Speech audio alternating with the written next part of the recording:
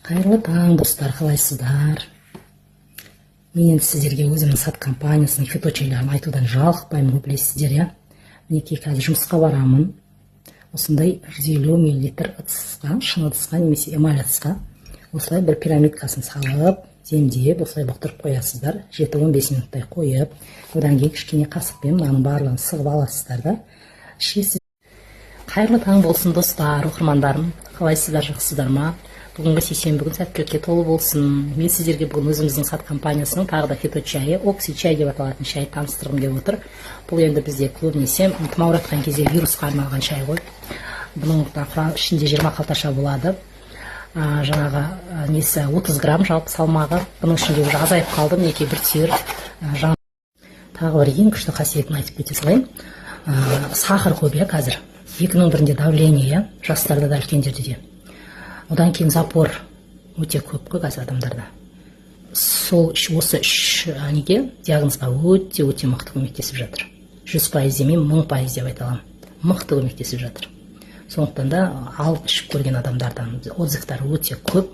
Мен деген бұл шайды енді бір жыл үзбей ішу керек, сол кезде көздеріңіз жететін болады. Енді біздің қытайлықтар бұны цестанки деп атайды, қазақтар бұны шыңғысханның шайы деп атайды, алтын тамыр деп атайды. Енді бұл жаңағыдай женьшень деген өсімдік бар еді ғой. Сол женьшень өсімдігінен 5 есе бұл артық.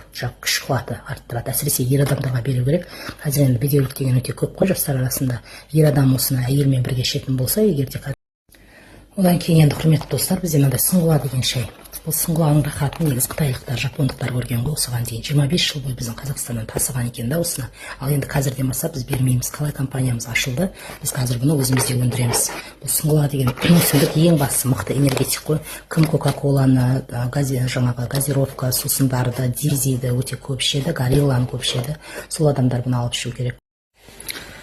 Бұл тминді, құрметті достар, балаларға да беруге болады. Содан кейін денеге шыққан кішкене бөртпелер, жаралар болатын болса, соған да жаңағы слегка жақып қоюға болады. Өте мықты, бірден тез кетіреді. Сондай қасиеті бар. Мысалы, гайморитпен кім ауырады, сол да мұрынның сыртына былай жақып қойса болады. Сосын жаңағы не бар ғой, не дейді жаңағы шырышты қабықтар дейді. Құрметті команда, қалайсыздар?